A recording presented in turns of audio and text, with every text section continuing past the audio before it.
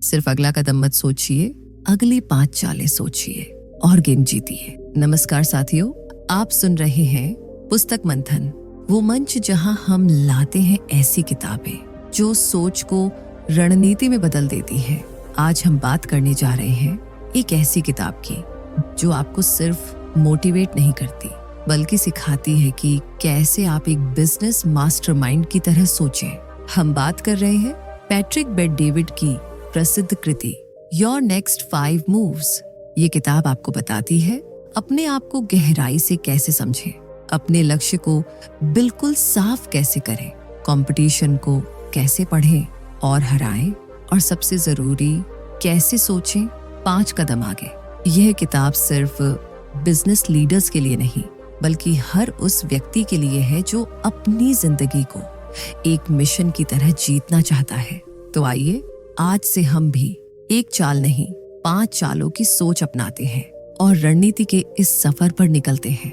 अध्याय 1, खुद को जानो, आत्मज्ञान से रणनीति की शुरुआत। पैट्रिक खुद एक ईरान से भागकर अमेरिका आए शरणार्थी रहे हैं, जिन्होंने गरीबी और संघर्ष से निकलकर एक करोड़ों डॉलर की कंपनी खड़ी की। उन्होंने इस किताब के जरिए जो कुछ सीखा है व्यावसायिक दुनिया के भीतर और बाहर, उसे 5 स्पष्ट, व्यवस्थित और शक्तिशाली चालों के रूप में पेश किया है। वह कहते हैं, सफलता भाग्य नहीं है, ये निर्णयों की श्रृंखला है, और जो लोग आगे की 5 चालें सोच सकते हैं वही असल खिलाड़ी बनते हैं। किताब की शुरुआत एक सीधे लेकिन गहरे सवाल से होती है, आप वाकई में क्या चाहते हैं? ये सवाल जितना साधारण लगता है उतना ही गहरा है। ज्यादातर लोग अपनी जिंदगी बगैर स्पष्ट दिशा के जीते हैं। उनके पास कोई ठोस उद्देश्य नहीं होता, सिर्फ जरूरतों और सामाजिक अपेक्षाओं के पीछे भागते रहते हैं। लेकिन पैट्रिक कहते हैं कि जब तक आप अपने जीवन का उद्देश्य साफ साफ नहीं जानते तब तक आप एक कमजोर खिलाड़ी हैं, एक ऐसा मोहरा जिसे कोई भी चाल में फंसा सकता है। लेकिन जैसे ही आप अपने उद्देश्य को पहचानते हैं, आप अपने खेल के राजा बन सकते हैं। ये किताब 5 प्रमुख मूव्स या रणनीतिक कदमों के इर्द गिर्द घूमती है, जो इस प्रकार है। अपने आप को जानो, नो योरसेल्फ, एक मास्टर स्ट्रेटजिस्ट बनो, master the ability to reason strategically, अपने स्केलिंग प्लान को समझो, build the right team and scale, अपने प्रतिस्पर्धियों को समझो और उनसे आगे निकलो, grow your power, master of influence बनो, become a master of influence. इन 5 चालों के पीछे एक बड़ी सोच है। असली विजेता वह है जो मैदान पर उतरने से पहले ही युद्ध जीत चुका होता है। पैट्रिक हमें सिखाते हैं कि कैसे अपनी सोच को तेज करना है, अपनी योजनाओं को महीनों नहीं वर्षों आगे तक सोचना है, और कैसे अपने मन, टीम और प्रतिस्पर्धा को समझकर खुद को और अपने बिजनेस को स्तर दर स्तर ऊपर उठाना है। पुस्तक की सबसे बेहतरीन बात यह है कि यह सिर्फ सीईओ या उद्यमियों के लिए नहीं है, ये किसी भी व्यक्ति के लिए है जो अपनी जिंदगी में आगे बढ़ना चाहता है, बड़ा बनना चाहता है और अपनी पूरी क्षमता तक पहुंचना चाहता है। चाहे आप एक स्टार्टअप शुरू कर रहे हो, कॉर्पोरेट नौकरी में है, एक फ्रीलांसर है या किसी भी क्षेत्र में है, यह किताब आपकी सोचने की शक्ति को उभारती है और आपकी निर्णय लेने की क्षमता को धार देती है। पैट्रिक बार बार एक बात पर जोर देते हैं, सोचो जैसे ग्रैंड मास्टर शतरंज खेलता है, यानी आपकी हर चाल आगे की 5 चालों को ध्यान में रखते हुए होनी चाहिए। सोचिए, अगर आपके जीवन के हर निर्णय में आप इतनी गहराई और स्पष्टता से सोच सकें तो आपकी प्रगति कितनी तेज हो सकती है। किताब में दी गई बातें केवल सैद्धांतिक नहीं है। पैट्रिक ने इसे अपने अनुभव, असफलताओं, जीत और दुनिया भर के बिजनेस लीडर्स से सीखकर तैयार किया है। हर अध्याय में वास्तविक केस स्टडीज, व्यावहारिक टिप्स और प्रेरक उदाहरण हैं, जो इसे केवल एक पढ़ने योग्य किताब नहीं बल्कि एक एक्शन प्लान वाली गाइड बनाते हैं। इस किताब की शैली बेहद सीधी और प्रेरणादायक है। पैट्रिक न तो जटिल शब्दों में उलझाते हैं और न ही भारी भरकम बिजनेस थ्योरी में डुबोते हैं। वे एक दोस्त की तरह बात करते हैं जो आपको झकझोर कर कहता है कि अब बहुत हो गया, अब उठो और रणनीति से खेलो। इस भूमिका का अंतिम लेकिन सबसे महत्वपूर्ण संदेश यह है, तुम या तो किसी और की योजना का हिस्सा बनोगे या अपनी योजना के मास्टर बनोगे। अब सवाल ये है, आप क्या बनना चाहते हैं? अध्याय 1, खुद को जानो, आत्मज्ञान से रणनीति की शुरुआत। हर महान रणनीति की शुरुआत एक जगह से होती है। आप कौन हैं? यह सवाल जितना सरल लगता है उतना ही कठिन है। पैट्रिक बेट-डेविड इस अध्याय की शुरुआत इस मूल प्रश्न से करते हैं और पूरी ताकत से यह बताते हैं कि जब तक आप अपने आप को पूरी तरह नहीं समझते तब तक आप कोई भी लंबी योजना नहीं बना सकते। अधिकांश लोग जिंदगी में बस दौड़ रहे होते हैं बिना किसी दिशा के। वे अपने आसपास की दुनिया के हिसाब से चलने लगते हैं। माता पिता क्या चाहते हैं, समाज क्या उम्मीद करता है, स्कूल क्या सिखाता है और मीडिया क्या दिखाता है।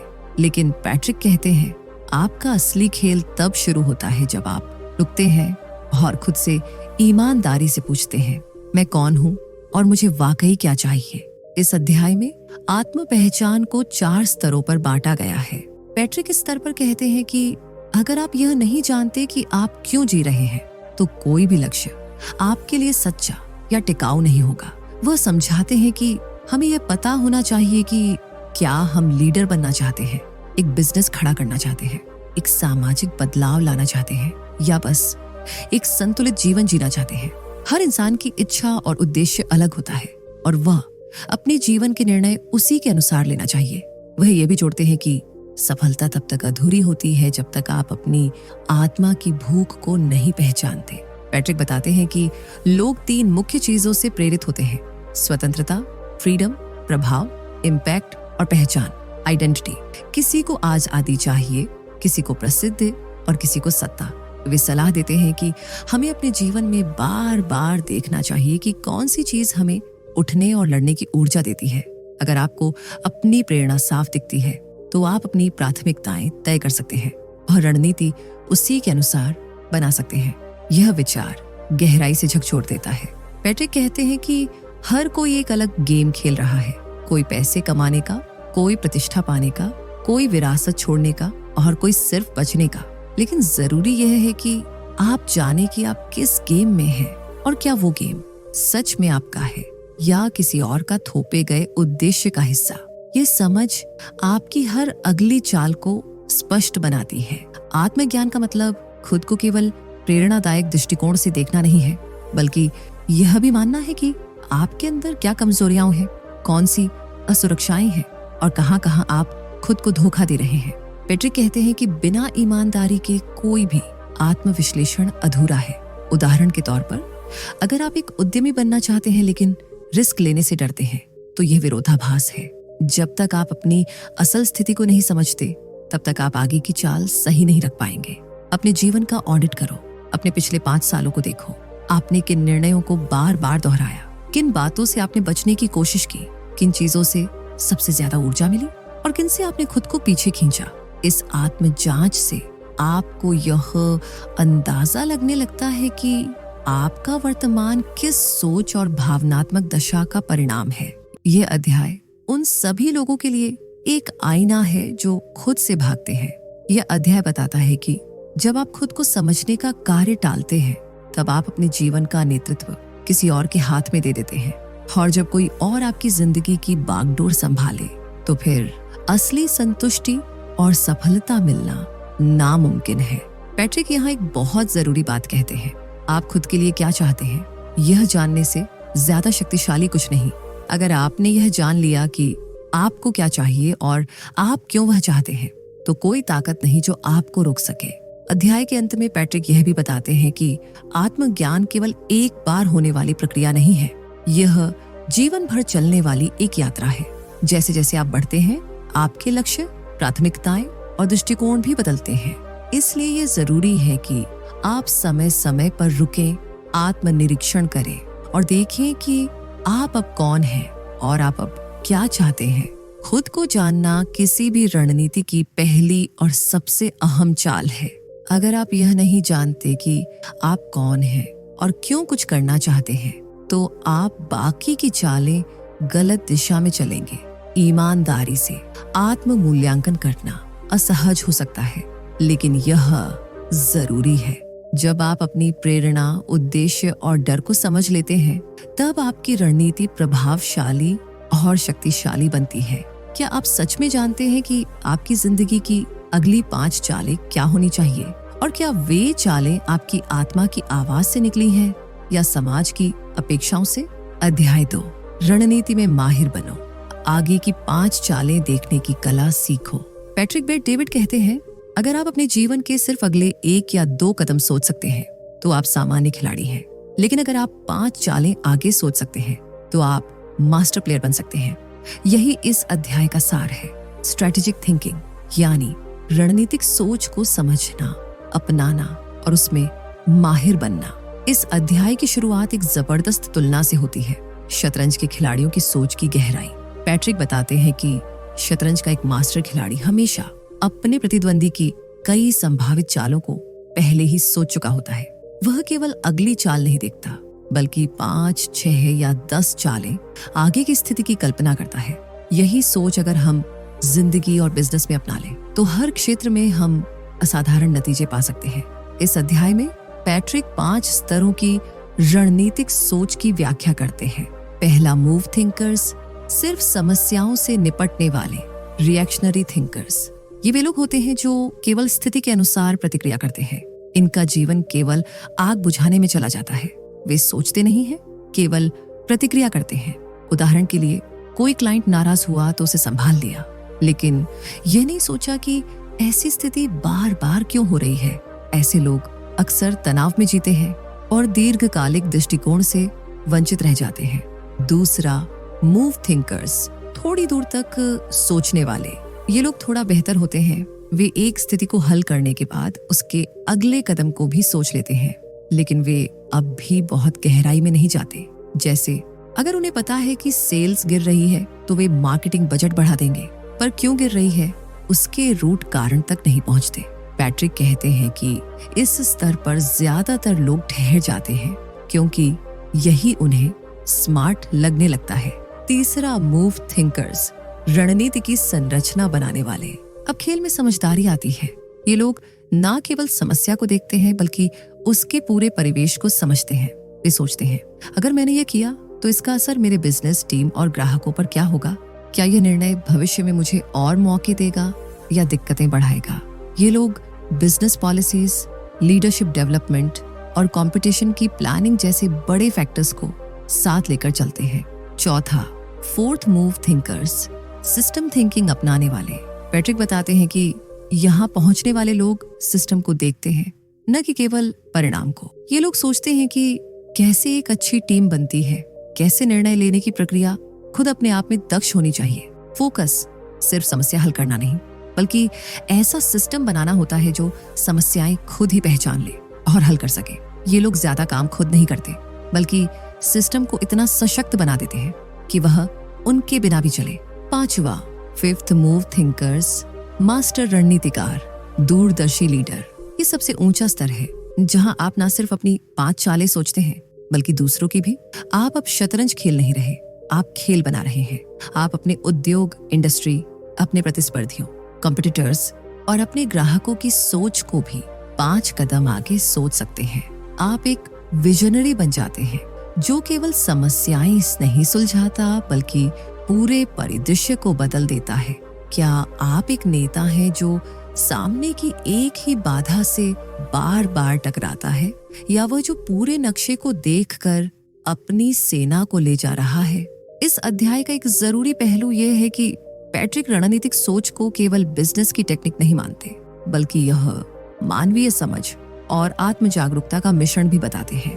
वे कहते हैं कि strategy is not just math, it's emotion plus logic. यानी एक रणनीतिकार को केवल ग्राफ और आंकड़े नहीं देखने चाहिए, बल्कि यह भी समझना चाहिए कि लोग कैसे सोचते हैं, उनके डर क्या है, प्रेरणा क्या है और उन्हें कैसे प्रभावित किया जा सकता है। पैट्रिक इस अध्याय में अपनी जिंदगी के कुछ अनुभवों को भी शेयर करते हैं। जैसे उन्होंने एक समय पर गलत रणनीति के कारण अपनी कंपनी को नुकसान में डाल दिया था क्योंकि वह केवल इमीडिएट प्रॉब्लम सॉल्व कर रहे थे। पर जब उन्होंने रणनीति में गहराई से सोचना शुरू किया, 5 चालें आगे, तभी उन्होंने असली नियंत्रण और वृद्धि को हासिल किया। अपने निर्णयों का पथचित्र, डिसीजन मैपिंग तैयार करें। जब भी आप कोई बड़ा निर्णय लें, जैसे नौकरी बदलना, नया प्रोडक्ट लॉन्च करना या टीम में बदलाव लाना, उस निर्णय के 5 संभावित असर, इम्पैक्ट सोचिए। फिर उन प्रभावों के भी 5 असर। इससे आप देख पाएंगे कि एक फैसला कितना दूर तक असर कर सकता है। पैट्रिक यह भी मानते हैं कि रणनीतिक सोच कोई जन्मजात गुण नहीं है, यह एक सीखी जाने वाली कला है। वह कहते हैं कि अगर आप रोज सिर्फ 10 मिनट भी बैठकर अपनी आगामी 5 चालों के बारे में सोचें, तो कुछ ही महीनों में आप बाकी लोगों से कई गुना आगे हो सकते हैं। वह चेतावनी भी देते हैं कि जो लोग आगे नहीं सोचते वे दूसरों की योजनाओं का हिस्सा बन जाते हैं। रणनीति में माहिर होना आपकी सबसे बड़ी ताकत बन सकती है। 5 कदम आगे सोचना आपको भीड़ से अलग करता है और आपको विजेता बनाता है। मास्टर रणनीतिकार वह है जो न केवल अपनी सोच को गहराई तक ले जाए, बल्कि दूसरों की भी चालें पढ़ सके। रणनीति केवल दिमाग से नहीं, बल्कि दिल और अनुभव से भी बनती है। किसी भी निर्णय को लेने से पहले उसके दीर्घकालिक प्रभाव जरूर सोचें। अगर आपको आज ही अपने जीवन या बिजनेस में कोई बड़ा निर्णय लेना हो, तो क्या आप उसकी 5 संभावित चालें पहले से सोच सकते हैं? अध्याय 3, एक मास्टर रणनीति के लिए अपने सही लक्ष्य और विजन को स्पष्ट करो। पैट्रिक बेट-डेविड इस अध्याय की शुरुआत एक बहुत ही गूढ़ और ताकतवर सवाल से करते हैं। अगर आप अपनी जिंदगी के अगले 10 साल की एक फिल्म बना रहे होते, तो उसका मुख्य विषय क्या होता? यह प्रश्न सुनने में सरल लगता है, लेकिन वास्तव में यह आपकी जिंदगी के उद्देश्य, दृष्टि, विजन और दीर्घकालिक रणनीति को पूरी तरह परिभाषित कर सकता है। पैट्रिक कहते हैं कि हर सफल इंसान या संगठन के पास एक स्पष्ट और प्रेरक विजन होता है। वो सिर्फ लक्ष्य नहीं होते, वो ऐसे दृश्य होते हैं जो हर सुबह आपको उठने का कारण देते हैं, जो कठिन समय में भी आपकी राह को रोशन करते हैं। पहला लक्ष्य बनाम विजन, फर्क समझो। पैट्रिक सबसे पहले यह स्पष्ट करते हैं कि लक्ष्य, गोल्स और विजन में फर्क होता है। लक्ष्य वो होते हैं जो आप अगले 6 महीने, 1 साल या 3 साल में हासिल करना चाहते हैं, जैसे 1 करोड़ रुपए कमाना, एक टीम बनाना, 10 किलो वजन कम करना। जबकि विजन वह है जो आपके जीवन के दीर्घकालिक उद्देश्य को दर्शाता है, जैसे भारत के लाखों युवाओं को आत्मनिर्भर बनाना, एक ऐसा बिजनेस खड़ा करना जो दुनिया बदल दे, एक ऐसी टीम बनाना जो आपके बिना भी चल सके। पैट्रिक कहते हैं कि विजन आपके वाई से आता है। आपने क्यों शुरू किया? आप किस बदलाव के लिए काम कर रहे हैं? जब विजन स्पष्ट होता है, तब लक्ष्य अपने आप उसी दिशा में बनने लगते हैं। दूसरी, विजन कैसी होनी चाहिए? 3 खूबियां। पैट्रिक विजन को परिभाषित करने के लिए 3 महत्वपूर्ण गुण बताते हैं कि स्पष्टता, क्लैरिटी। आपका विजन ऐसा होना चाहिए कि अगर कोई बच्चा भी उसे पढ़े तो समझ जाए। अगर आपका विजन खुद आपको ही कंफ्यूज करता है, तो वो सिर्फ एक सपना है, रणनीति नहीं। प्रेरणा, इंस्पिरेशन। वो ऐसा होना चाहिए जो आपके भीतर आग जला दे। अगर विजन सुनकर आपकी धड़कन तेज नहीं होती, तो उसे फिर से गहराई से देखो। बदलाव लाने की क्षमता, ट्रांसफॉर्मेशन। एक असली विजन आपको और दूसरों को बदलने की क्षमता रखता है। वो सिर्फ पैसा कमाने का साधन नहीं होता, बल्कि उद्देश्य से भरा होता है। 3, अपने विजन की खोज कैसे करें? पैट्रिक की तकनीक। पैट्रिक कहते हैं कि विजन अचानक से प्रकट नहीं होता। इसके लिए आत्मनिरीक्षण, प्रयोग और गहरी समझ चाहिए। वो एक 3 चरणीय प्रक्रिया बताते हैं। 1, अपने पिछले अनुभवों को समझो। देखो कि आपने अब तक की जिंदगी में किन चीजों को सबसे ज्यादा महत्व दिया है। कौन से काम करते हुए आपको ऊर्जा मिलती है, किन विषयों पर बात करते हुए वक्त उड़ जाता है। 2, अपनी ताकतों को पहचानो। क्या आप लीडरशिप में अच्छे हो? क्या आपकी कड़ी मेहनत दूसरों को प्रेरित करती है? क्या आप समस्याओं को नए तरीके से हल करते हो? 3, एक बड़ा सवाल पूछो। अगर मुझे यह जिंदगी फिर कभी नहीं मिलेगी, तो मैं कौन सा ऐसा काम करना चाहूंगा जो मेरे न होने के बाद भी लोगों को याद रहे। 4, विजन और पैसा, एक संतुलन। पैट्रिक इस अध्याय में एक आम गलती की ओर भी ध्यान दिलाते हैं, पैसा को विजन समझ लेना। बहुत से लोग सोचते हैं कि उनका लक्ष्य करोड़पति बनना है या एक बड़ी कंपनी बनाना है। लेकिन पैट्रिक समझाते हैं कि पैसा एक परिणाम है, गंतव्य नहीं। अगर आपका विजन केवल धन अर्जित करना है तो वह बहुत जल्दी फीका पड़ जाएगा। आपको एक ऐसा विजन चाहिए जो धन से भी बड़ा हो, जिससे पैसा बाय प्रोडक्ट बन जाए। जैसे कि स्टीव जॉब्स का विजन दुनिया को सोचने का तरीका बदलना था, पैसा और प्रसिद्धि उसके बाद आई। एलोन मस्क का विजन मानव सभ्यता को मल्टीप्लैनेटरी बनाना है। इस उद्देश्य के नीचे स्पेसएक्स और टेस्ला खड़े हुए हैं। 5वीं विजन को व्यवहार में कैसे लाएं? पैट्रिक इस अध्याय के उत्तरार्ध में कुछ व्यावहारिक तरीके भी साझा करते हैं। विजन स्टेटमेंट लिखो, इसे 2 से 3 पंक्तियों में लिखो और रोज सुबह पढ़ो। ये आपकी दिशा तय करेगा। विजन बोर्ड बनाओ, अपने लक्ष्य और सपनों के चित्रों का कोलाज बनाओ जो आपको हर दिन याद दिलाए कि आप किस ओर जा रहे हो। टीम से विजन साझा करो। अगर आप लीडर हैं तो केवल खुद के भीतर विजन मत रखो, उसे टीम में बांटो ताकि सबकी दिशा एक हो। हर बड़े निर्णय से पहले विजन देखो।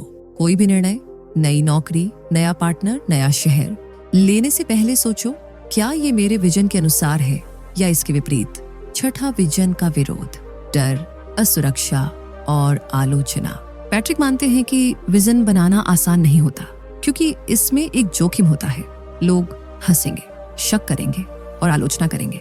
पर वो कहते हैं, अगर आपका विजन किसी को पागलपन लगता है तो आप सही दिशा में हैं।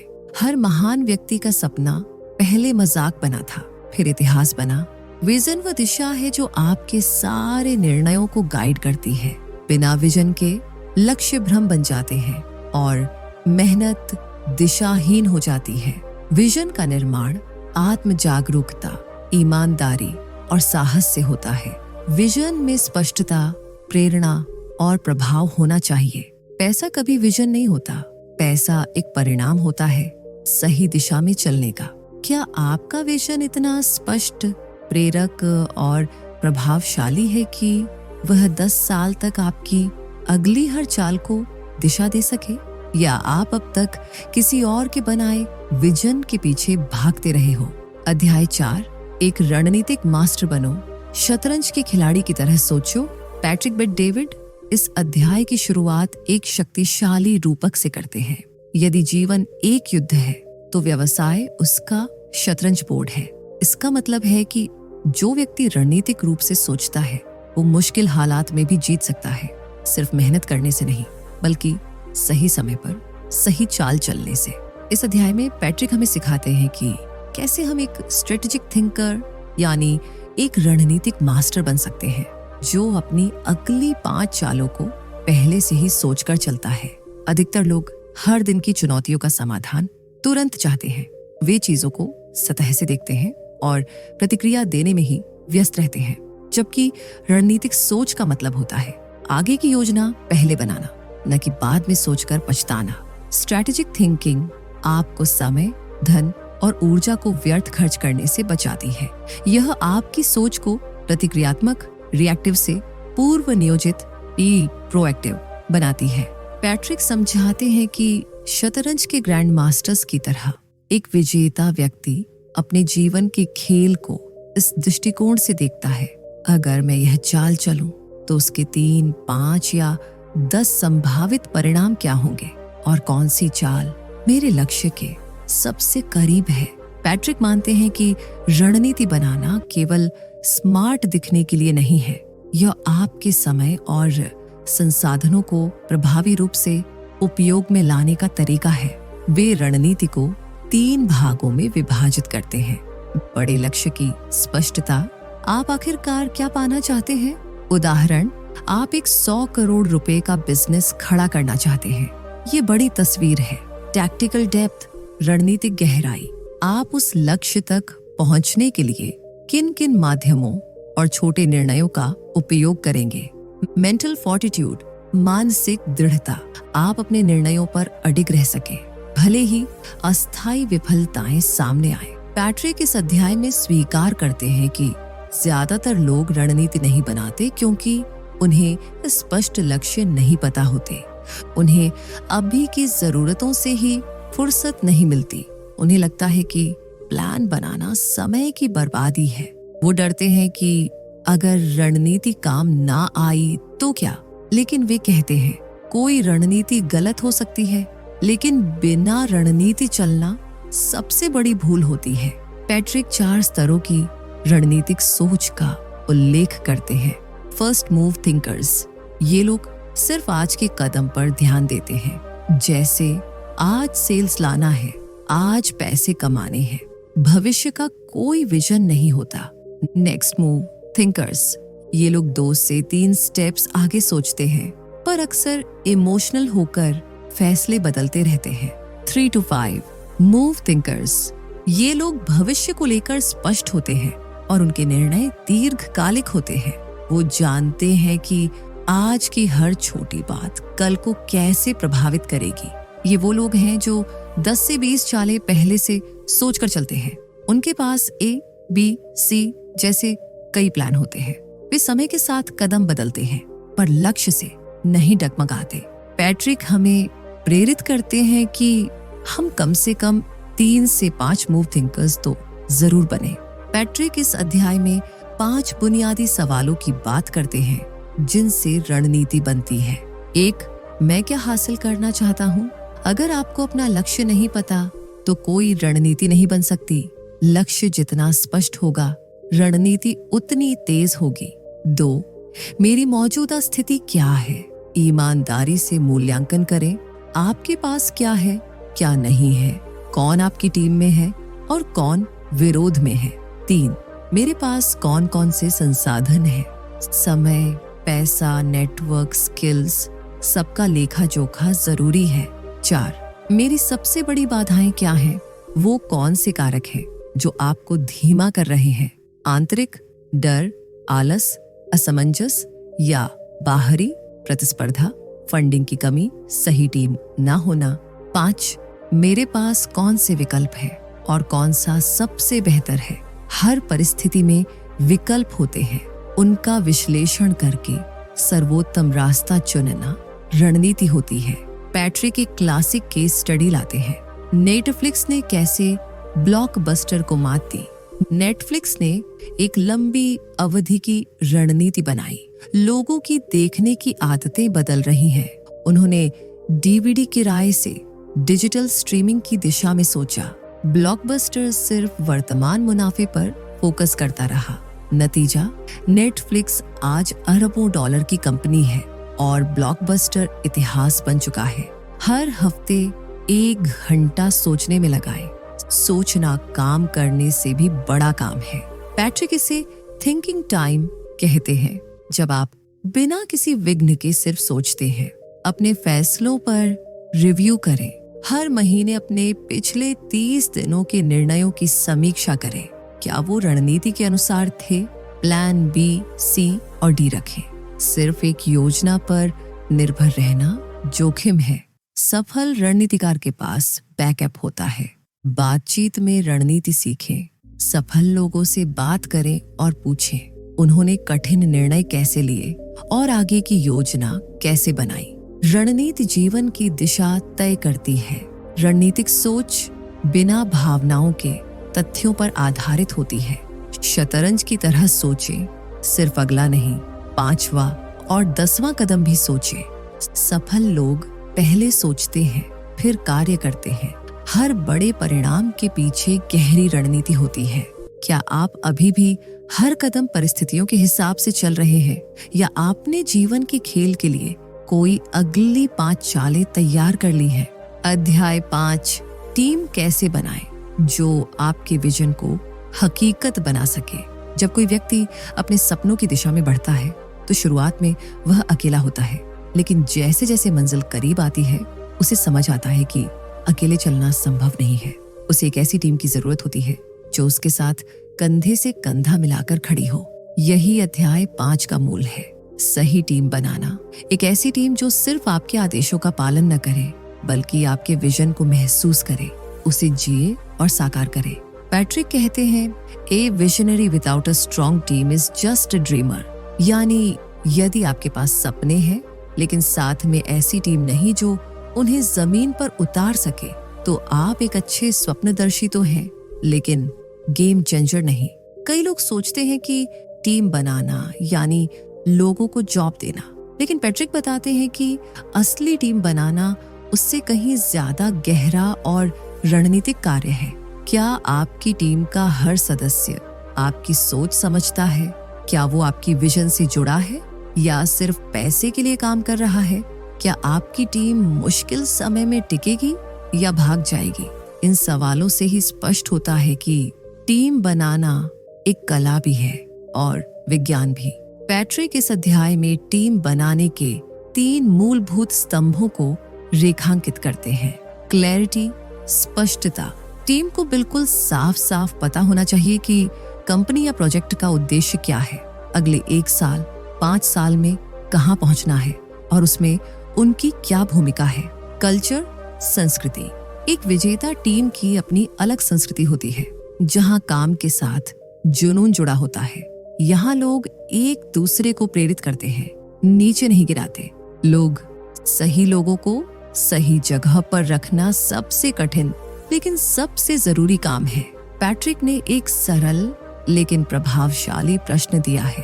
अपनी टीम के हर सदस्य से पूछें, अगर आप इस मिशन के लिए काम नहीं कर रहे होते तो क्या आप फिर भी इसके समर्थक होते? यदि उत्तर नहीं है तो हो सकता है वो व्यक्ति सिर्फ पैसा या सुरक्षित नौकरी के लिए टीम में है, न कि आपके मिशन को साकार करने के लिए। पैट्रिक ऐसे लोगों को एंकर एम्प्लॉइज कहते हैं जो नाव को आगे नहीं बढ़ाते बल्कि पीछे खींचते हैं। एक अच्छा खिलाड़ी अकेले जीत सकता है, लेकिन टूर्नामेंट जीतने के लिए पूरी टीम का एक साथ परफॉर्म करना जरूरी है।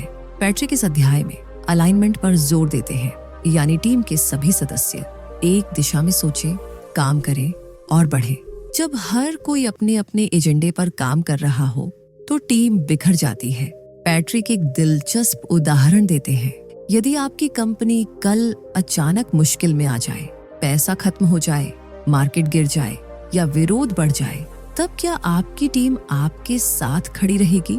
सच्चे टीम मेंबर्स पैसे से ज्यादा मूल्य और मिशन को महत्व देते हैं। वे संकट में साथ खड़े रहते हैं और समस्या को हल करने में लगते हैं। पैट्रिक ने 5 प्रकार के टीम मेंबर्स का वर्णन किया है।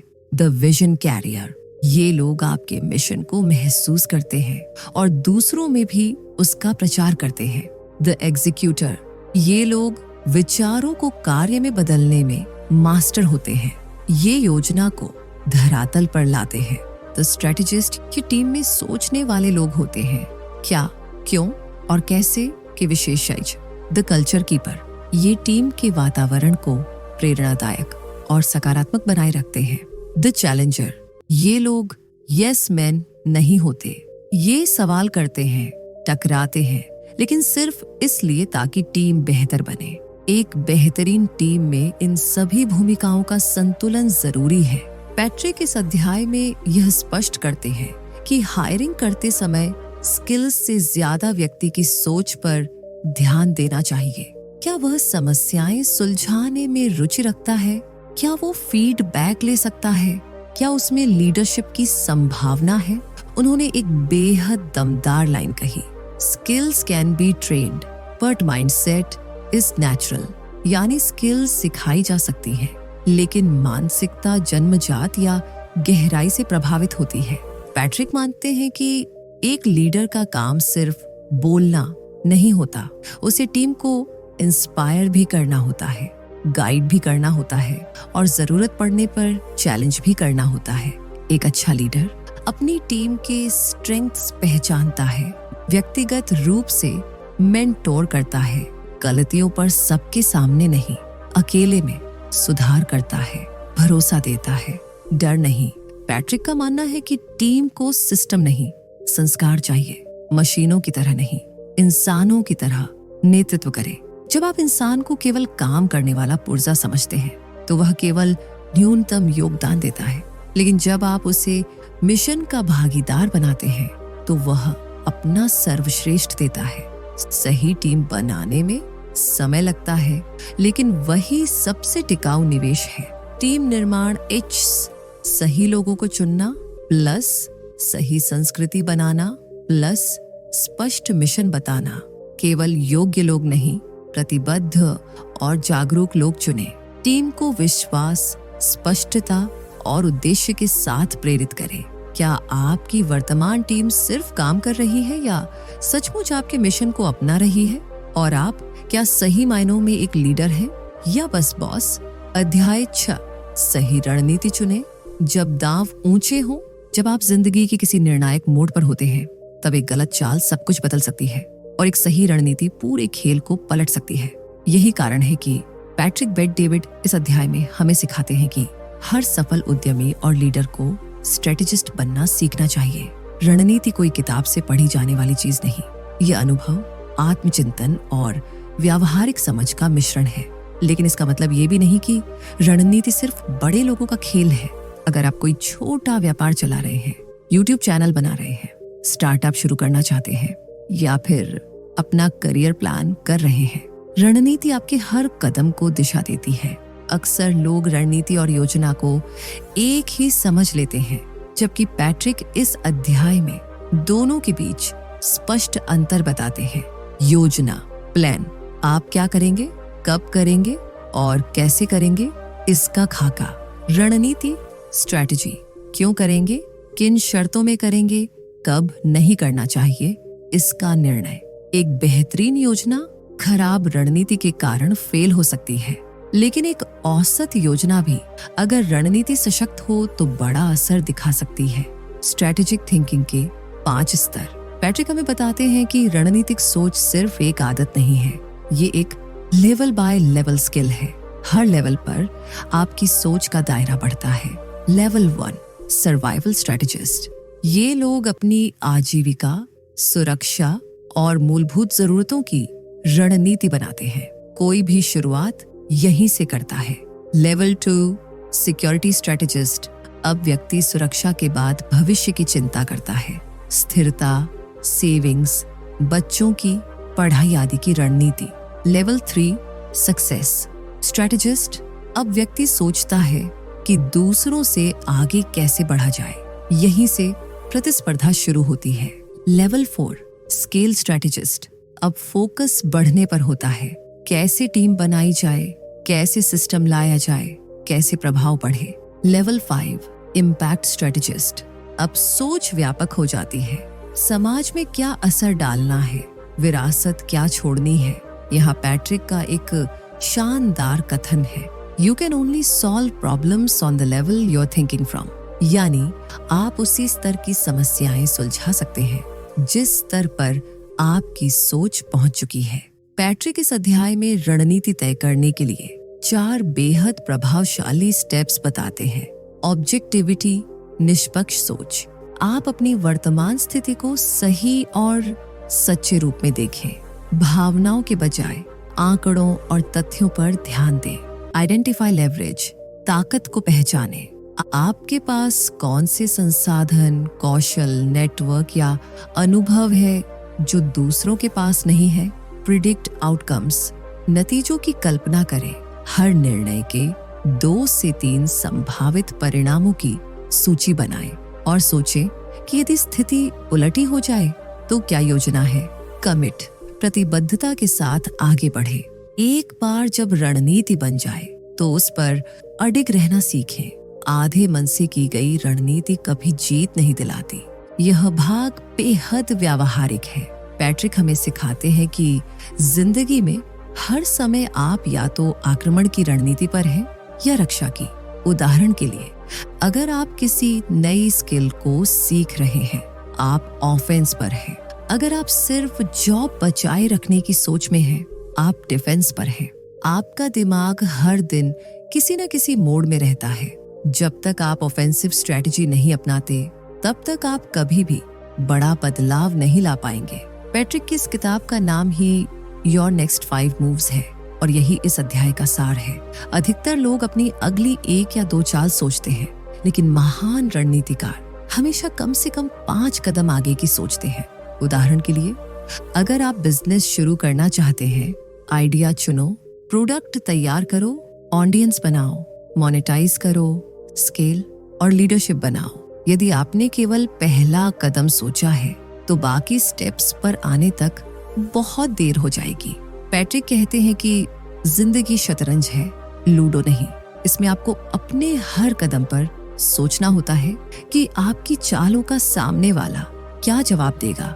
उदाहरण, अगर आप किसी के साथ साझेदारी करना चाहते हैं, क्या आपने सोचा है कि उसका क्या लक्ष्य है, उसकी पृष्ठभूमि कैसी है, उसकी रणनीति क्या हो सकती है। रणनीति में सबसे जरूरी बात है परिस्थिति के कई संभावित परिणामों की पूर्व कल्पना करना। कई लोग रणनीति बना तो लेते हैं लेकिन धैर्य नहीं रखते। पैट्रिक बताते हैं कि असली रणनीति वही है जो समय और संयम दोनों का इंतजार करती है।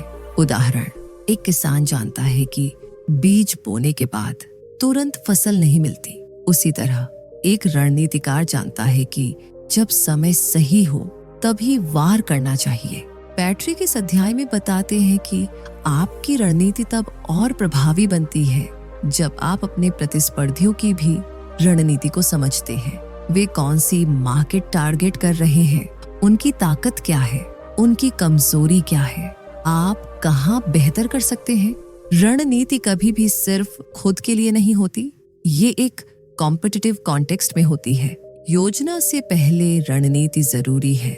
सोच के 5 स्तर अपनाएं, 5 चालें आगे सोचें, निष्पक्ष सोच और धैर्य के साथ रणनीति बनाएं। जिंदगी एक शतरंज का खेल है, सोचकर कदम बढ़ाओ। क्या आप अपने जीवन की अगली 5 चालों के लिए तैयार हैं या अभी भी पहली चाल पर ही सोच रहे हैं? क्या आपकी रणनीति केवल आज की जरूरत के हिसाब से है या आने वाले कल की जीत की तैयारी के साथ? अध्याय 7, खुद को सीईओ की तरह देखना शुरू करें। जब आप एक सामान्य सोच वाले व्यक्ति से एक असाधारण लीडर बनते हैं तो सबसे बड़ा बदलाव आपकी सोचने के तरीके में आता है। पैट्रिक बेट डेविड इस अध्याय में हमें यह समझाते हैं कि सफल बनने के लिए केवल मेहनत या जुनून ही काफी नहीं होता। आपको अपनी सोच को सीईओ लेवल तक उठाना पड़ता है और इसका मतलब सिर्फ पद पाना नहीं, बल्कि अपनी जिम्मेदारी, निर्णय और दिशा को एक ऊंचे स्तर से देखना होता है। यही सोच का अंतर होता है एक कर्मचारी और एक संस्थापक में, एक मैनेजर और एक विजनरी लीडर में। पैट्रिक साफ कहते हैं कि आज के समय में हर व्यक्ति को, चाहे वह एक बिजनेस चला रहा हो, यूट्यूब चैनल बना रहा हो, कोचिंग दे रहा हो या स्टार्टअप की योजना बना रहा हो, उसे खुद को चीफ एग्जीक्यूटिव ऑफिसर, सीईओ की तरह सोचने की आदत डालनी होगी। सीईओ मानसिकता का मतलब है आप बड़े विजन में सोचते हैं, आप अपनी टीम और सिस्टम को बेहतर करते हैं, आप डेटा, लोगों और अवसरों के आधार पर निर्णय लेते हैं, आप असफलता का सामना करते हैं, जिम्मेदारी लेते हैं और लगातार सुधार करते हैं। पैट्रिक के अनुसार सीईओ 3 मानसिक अवस्थाओं से गुजरते हैं और हर अवस्था में उनकी सोच और निर्णय लेने की क्षमता विकसित होती है। संचालक, यह वो स्तर है जहां सीईओ हर चीज खुद करता है, ग्राहक देखना, सेल्स करना, अकाउंट संभालना।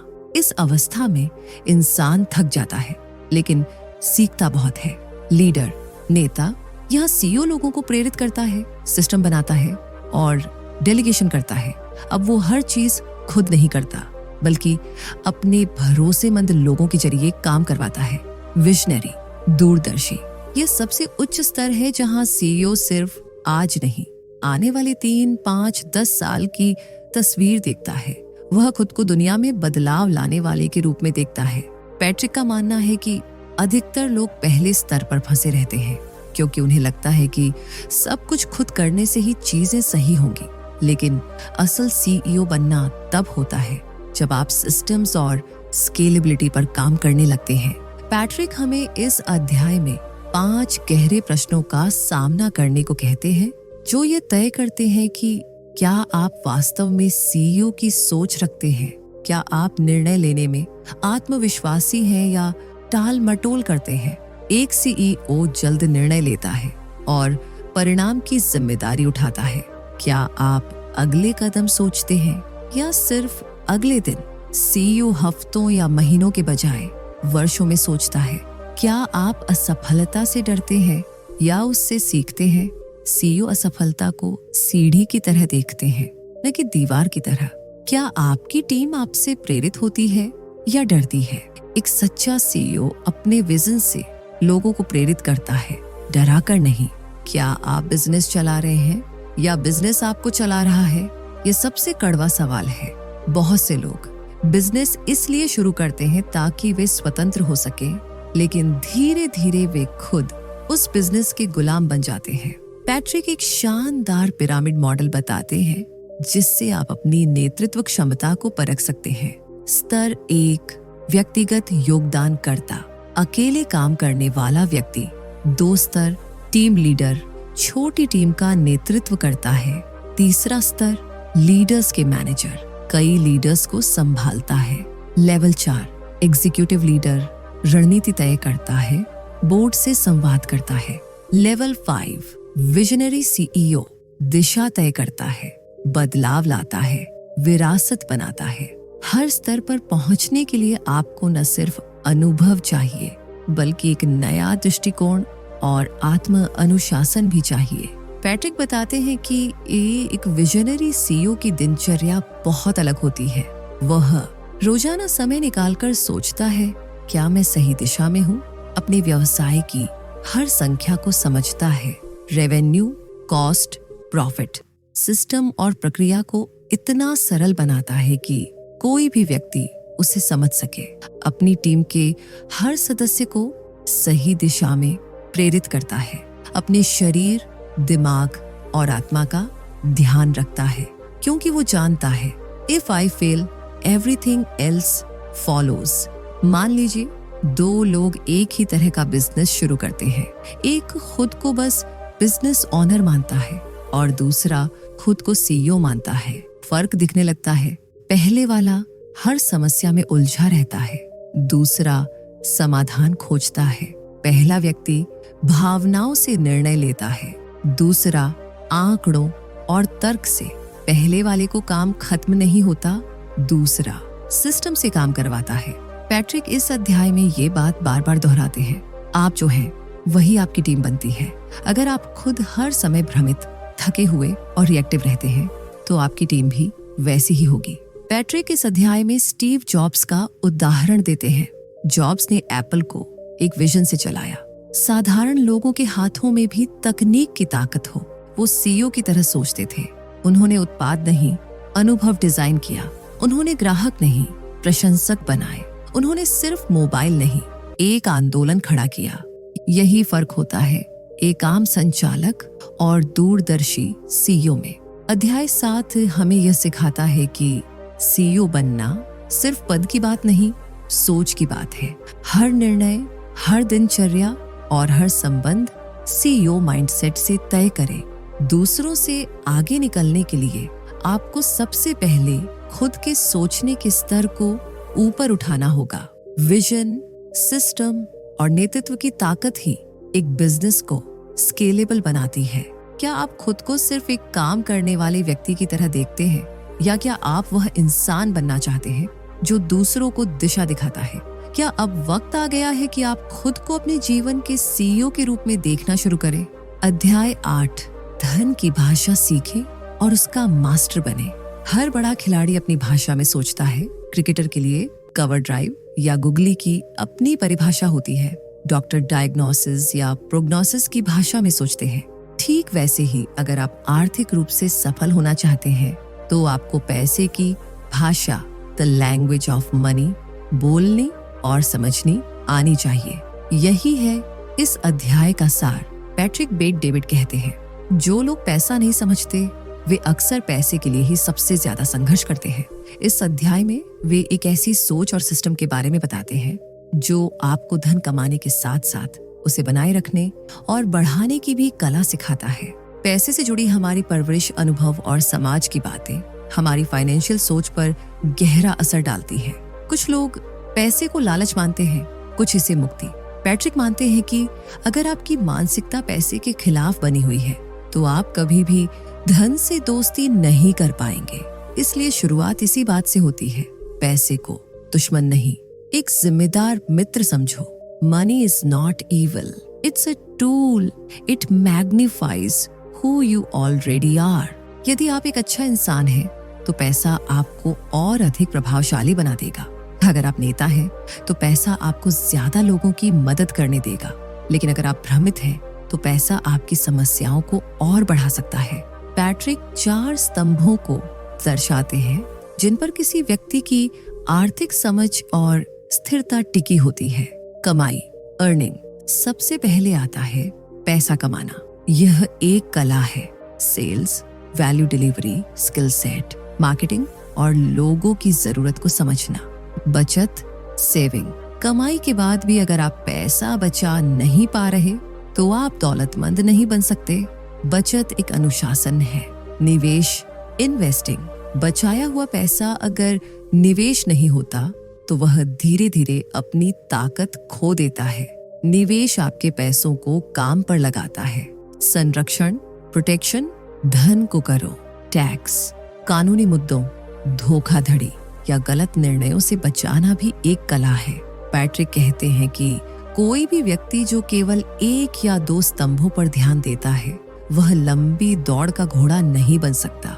जब तक आप नंबरों को पढ़ना, समझना और डिकोड करना नहीं सीखते तब तक आप एक सच्चे बिजनेस लीडर नहीं बन सकते। पैसा सिर्फ नोट नहीं है, वह एक भाषा है और आपको उसे फ्लुएंटली बोलना आना चाहिए। पैट्रिक बताते हैं आपका रेवेन्यू क्या है, आपका नेट प्रॉफिट मार्जिन क्या है, आप अपने पैसे को किस ROI, रिटर्न ऑन इन्वेस्टमेंट के साथ लगा रहे हैं, आपके ऊपर कितना डेट है और क्या वो अच्छा कर्ज है या बुरा। ये सभी चीजें तब समझ आती हैं जब आप फाइनेंशियल डेटा से डरना बंद करके उससे दोस्ती करना शुरू करते हैं। बहुत से लोगों को लगता है कि प्रॉफिट ही सब कुछ है, लेकिन पैट्रिक समझाते हैं कि अक्सर कंपनियां मुनाफे में दिखती हैं पर असल में उनके पास कैश नहीं होता। अगर आपकी जेब में पैसे नहीं हैं तो आप सैलरी नहीं दे सकते, खर्च नहीं चला सकते। कैश फ्लो ही असली राजा है और अगर आप इस पर ध्यान नहीं देते तो एक दिन आप खुद अपने फायदे वाले बिजनेस को दिवालिया होते देखेंगे। पैट्रिक इस अध्याय में आर्थिक स्वतंत्रता पाने के लिए 4 आय स्रोतों को विकसित करने की सलाह देते हैं। एक्टिव इनकम, यह आपकी मुख्य कमाई होती है। नौकरी, फ्रीलांसिंग, बिजनेस। पैसिव इनकम, निवेश से आने वाली आय, किराया, डिविडेंड या रॉयल्टी। कैपिटल गेन्स, जो संपत्ति आप खरीदते और बेचते हैं जैसे stocks, real estate. Portfolio income, इसमें पोर्टफोलियो के रूप में दीर्घकालिक निवेश शामिल होता है। ध्यान दें, अधिकतर लोग सिर्फ एक्टिव इनकम पर निर्भर रहते हैं, लेकिन अमीर लोग ये जानते हैं कि उन्हें बाकी 3 को भी मजबूत करना है। पैट्रिक बताते हैं कि कई लोग अच्छे इरादों के बावजूद गरीब रह जाते हैं क्योंकि वे इन 3 गलतियों को दोहराते हैं। भावनाओं में बहकर खर्च करना, सेल, ऑफर या इमोशनल खुशी के चक्कर में पैसों की बर्बादी। फाइनेंशियल प्लानिंग न करना, महीने का बजट, टैक्स स्ट्रैटेजी, निवेश योजना, सब कुछ बिना रणनीति के। बाद में सीख लूंगा की मानसिकता, पैसे की समझ को लगातार टालना जब तक कि समय और हालात आपको न झकझोरे। पैट्रिक एक मनी मैट्रिक्स पेश करते हैं जो बताता है कि आप किस लेवल के फाइनेंशियल प्लेयर हैं। Level 1, financial victim. पैसा कभी आता नहीं, आया तो रुकता नहीं, हमेशा तनाव में रहते हैं। Level 2, financial survivor. खर्च और कमाई बराबर चलती है, EMI और कर्ज का बोझ। Level 3, financial player. पैसा आता है, बचता है, निवेश होता है, लेकिन अभी भी सीख बाकी है। Level 4, financial master. आप पैसों को कंट्रोल नहीं करते, आप उसे मल्टीप्लाइंग इंजन की तरह चलाते हैं। आपको खुद से पूछना चाहिए, मैं इस समय किस स्तर पर हूँ और अगले स्तर पर पहुँचने के लिए क्या करने की जरूरत है। पैट्रिक कुछ ऐसे प्रश्न सुझाते हैं जो आपको अपनी मौजूदा आर्थिक स्थिति का आकलन करने में मदद करेंगे। क्या आपके पास आपातकालीन फंड है? क्या आप रिटायरमेंट की योजना बना रहे हैं? क्या आप जानते हैं कि आपकी मासिक आवश्यकताओं के लिए कितना पैसा पर्याप्त है? क्या आपके सभी खर्चों पर नजर रहती है? ये सवाल आपको अनकंफर्टेबल कर सकते हैं, लेकिन ये डिस्कम्फर्ट ही आगे की सफलता की कुंजी है। इस अध्याय का सबसे बड़ा संदेश है, पैसा आखिर में एक टूल है, ना तो भगवान ना ही शैतान। वह वही बनता है जो आप उससे बनाते हैं। पैट्रिक हमें इस बात के लिए प्रेरित करते हैं कि पैसे से न डरें, पैसे के पीछे न भागें, बल्कि उसे अपनी दिशा में बहाएं। खुद को फाइनेंशियल फ्रीडम के लायक समझें और उस सोच पर मेहनत करें। क्या आप अभी सिर्फ पैसे के लिए काम कर रहे हैं, या क्या आप अपने पैसों को भी अपने लिए काम पर लगा चुके हैं? क्या अब समय आ गया है कि आप अपनी आर्थिक रणनीति को अगले स्तर तक ले जाएं? अध्याय 9, प्रभाव को 10 गुना कैसे बढ़ाएं। जब भी हम प्रभाव, इन्फ्लुएंस की बात करते हैं तो अक्सर हम सोशल मीडिया फॉलोअर्स, लाइक्स या नेटवर्क साइज को ध्यान में रखते हैं। लेकिन पैट्रिक बेट-डेविड के अनुसार वास्तविक प्रभाव इन सबसे कहीं गहरा होता है। यह आपकी सोच, संप्रेषण, निर्णय और दूसरों की जिंदगी पर आपके पड़ने वाले प्रभाव का परिणाम होता है। ये वह शक्ति है जो आपको केवल एक सफल व्यक्ति नहीं, बल्कि एक प्रभावशाली लीडर बनाती है। पैट्रिक के शब्दों में, influence is when people follow you not because they have to but because they want to. मतलब आपके पीछे लोग मजबूरी से नहीं, बल्कि आपकी सोच, मूल्यों और दृष्टिकोण से प्रेरित होकर चलते हैं। सच्चा प्रभाव उस समय सामने आता है जब लोग आपके नेतृत्व को चुनौती नहीं देते, बल्कि उसे आदर्श मानते हैं। आपकी अनुपस्थिति में भी आपकी संस्कृति और मूल्य काम करते रहते हैं। आपके शब्द किसी टीम मीटिंग तक सीमित नहीं रहते, बल्कि किसी के करियर या जीवन की दिशा तय करते हैं। बहुत से लोग सोचते हैं कि पैसा, पावर या पद प्रभाव लाते हैं, लेकिन पैट्रिक इसे केवल आंशिक प्रभाव कहते हैं। असली असर तब आता है जब लोग आपकी विचारधारा, ईमानदारी और दृष्टिकोण से प्रभावित होते हैं, न कि सिर्फ आपकी पोजीशन से। लोगों को ऑर्डर देना आसान है, लेकिन उन्हें प्रेरित करना कठिन है। प्रभाव वहीं शुरू होता है, प्रेरणा से। पैट्रिक इस अध्याय में प्रभाव बढ़ाने के 5 स्तंभ बताते हैं। स्पष्ट दृष्टिकोण, क्लैरिटी ऑफ विजन। जब आप जानते हैं कि आप क्या कर रहे हैं और क्यों कर रहे हैं, तो लोग स्वतः ही आपकी दिशा में खींचते हैं। भावनात्मक बुद्धिमत्ता, इमोशनल इंटेलिजेंस। आप सामने वाले की भावनाओं को समझ पाते हैं, तब आप प्रभावशाली संवाद बना सकते हैं। विश्वसनीयता, ट्रस्टवर्थीनेस। लोग उन्हीं को फॉलो करते हैं जिन पर भरोसा हो, और यह विश्वास क्रियाओं, निर्णयों और सुसंगतता से बनता है। कहानी कहने की कला, स्टोरी टेलिंग। प्रभावशाली व्यक्ति डेटा नहीं बेचता, वह अनुभव और कहानियां सुनाता है जो दिल को छूती हैं। संगठित टीम निर्माण, बिल्डिंग स्ट्रॉन्ग टीम्स। अगर आप अपने आसपास ऐसे लोगों की टीम बनाते हैं जो खुद भी लीडर हैं, तो आपका प्रभाव स्वतः बढ़ता है। पैट्रिक इस अध्याय में एक बेहद गहरा प्रश्न पूछते हैं, क्या आप असल में प्रभावशाली हैं या बस बहुत व्यस्त हैं? कई बार हम समझते हैं कि हमारा दिन भर काम में लगा रहना हमारी उपयोगिता को दर्शाता है, लेकिन सच्चाई ये है कि प्रभावशाली लोग रिजल्ट्स पैदा करते हैं, सिर्फ समय खर्च नहीं करते। वे प्राथमिकताओं को मैनेज करते हैं, इमरजेंसी को नहीं। वे लीडर तैयार करते हैं, केवल फॉलोअर्स नहीं। पैट्रिक के अनुसार प्रभाव वैसा ही है जैसे कंपाउंड इंटरेस्ट। शुरुआती दिनों में उसका असर दिखता नहीं, लेकिन समय के साथ वह गहराई और गति दोनों पकड़ता है। उदाहरण के लिए, एक शिक्षक जो अपने स्टूडेंट्स को केवल कोर्स नहीं सिखाता, बल्कि जीवन के मूल्य देता है, उसका प्रभाव कई सालों बाद उस छात्र की सफलता में दिखता है।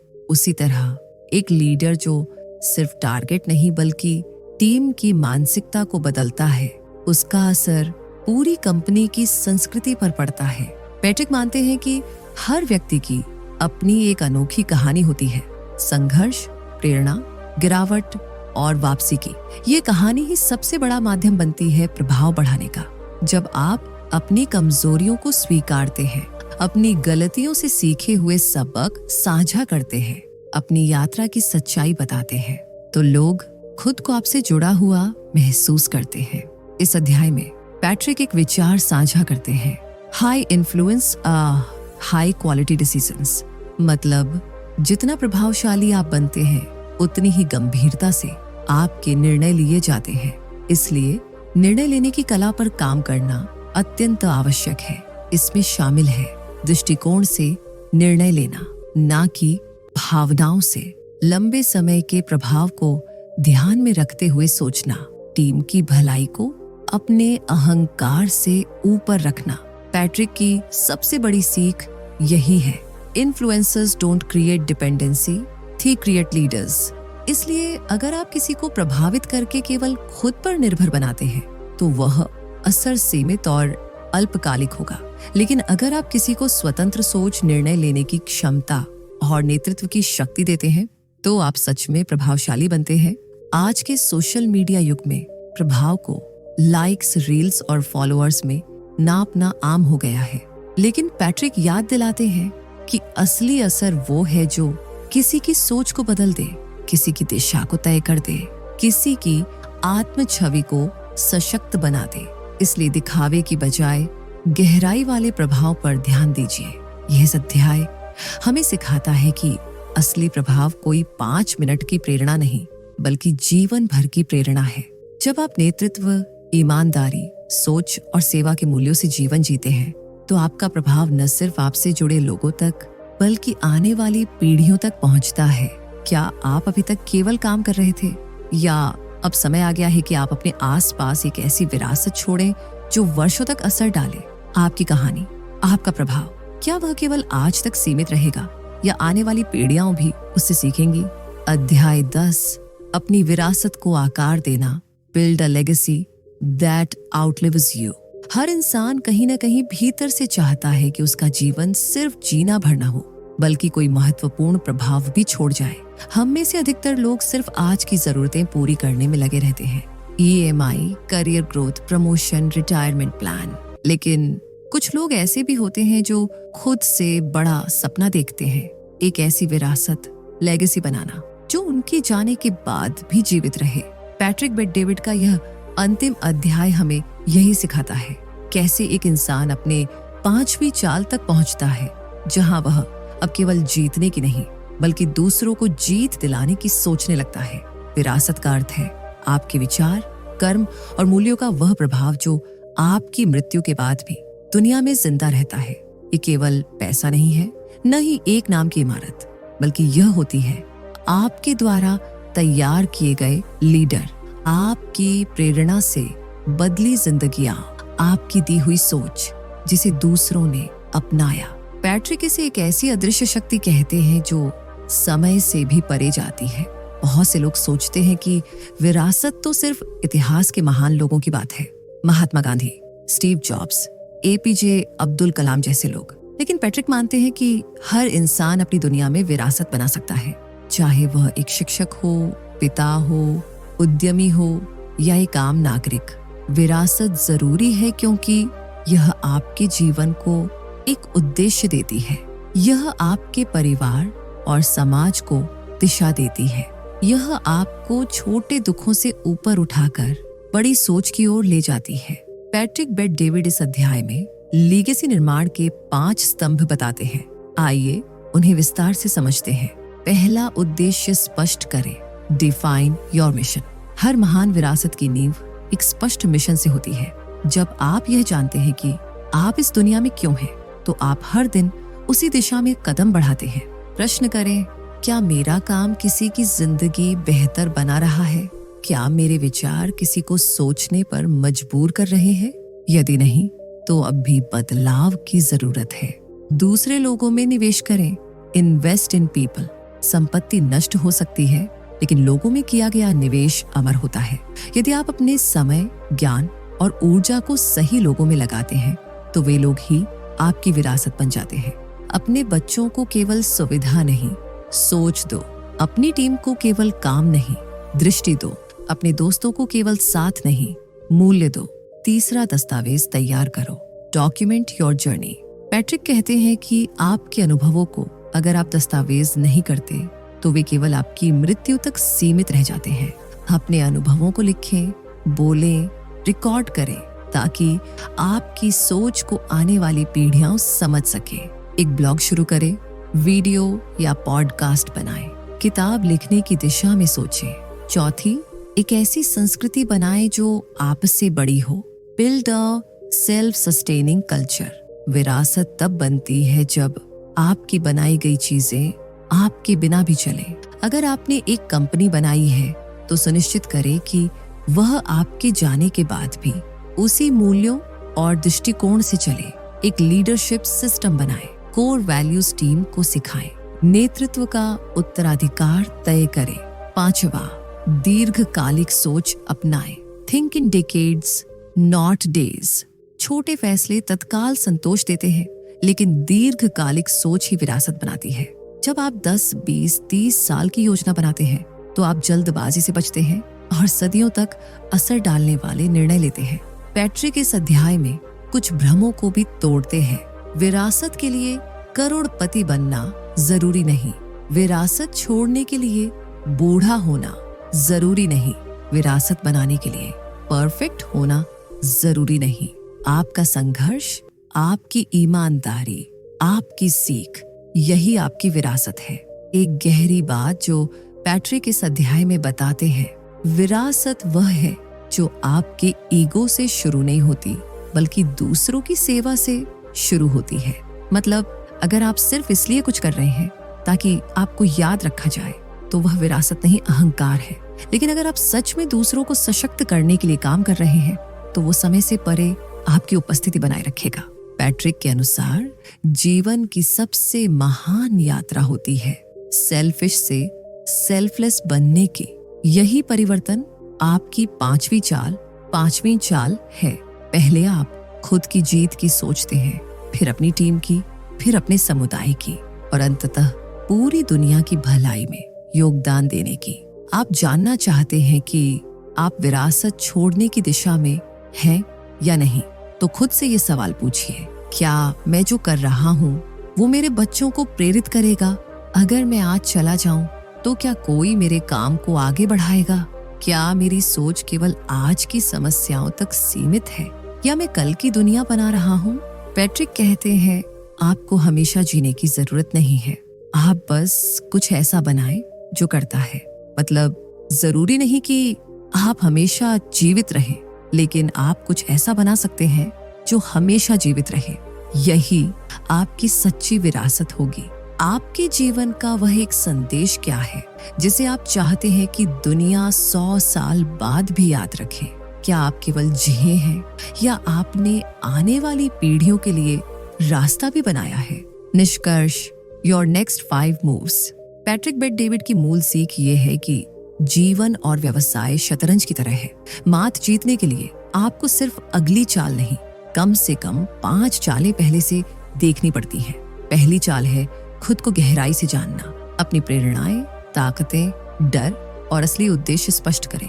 बिना आत्मज्ञान के कोई भी रणनीति दिशाहीन रह जाती है।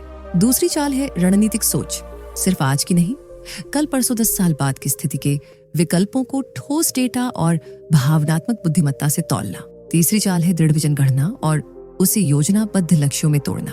विजन के बिना लक्ष्य महज सूचियां में है। चौथी चाल है सही टीम और संस्कृति बनाना, योग्य पर प्रतिबद्ध लोगों को जोड़ना, उन्हें मिशन का साझेदार बनाना और नेतृत्व तैयार करना।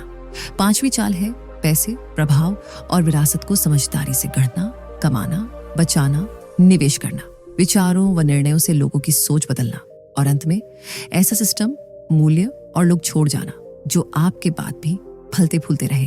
किताब का केंद्रीय संदेश सरल है कि यदि आप अपनी पहचान, रणनीति, टीम, वित्तीय बुद्धिमानी और दीर्घकालिक विरासत पर एक साथ काम करते हैं तो आप सिर्फ लक्ष्य हासिल नहीं करेंगे, आप खेल के नियम बदल देंगे। अब जरा ठहरिए और खुद से एक सवाल पूछिए, क्या मैं अपनी अगली 5 चालें जानता हूँ? क्योंकि यही सवाल है जो आपको भीड़ से अलग करेगा। दुनिया उन्हीं लोगों को याद रखती है जो सिर्फ हालातों में नहीं बहते बल्कि उन हालातों की दिशा तय करते हैं। पैट्रिक बेट डेविड की ये किताब हमें सिखाती है कि विजेता वो नहीं जो तेज चलता है, बल्कि वो है जो सोचकर, समझकर और रणनीति से चलता है। तो अब जब आप इस ऑडियो बुक को सुन चुके हैं, अपने अगले 5 कदम लिख डालिए, क्योंकि जब रास्ता सामने साफ होता है तो चलना सिर्फ एक फैसला रह जाता है। पुस्तक मंथन पर हम सिर्फ किताबें नहीं सुनते, हम सोच बनाते हैं, दृष्टिकोण बदलते हैं और आपको वो हथियार देते हैं जो जिंदगी की असली बाजी जीत सके। अगर इस किताब ने आपको कुछ नया सोचने पर मजबूर किया हो तो वीडियो को लाइक करें और कमेंट में सिर्फ इतना लिखें, मेरी अगली चाल तय है। पुस्तक मंथन, जहां हर किताब एक युद्ध की तैयारी है और हर शब्द एक अगली चाल।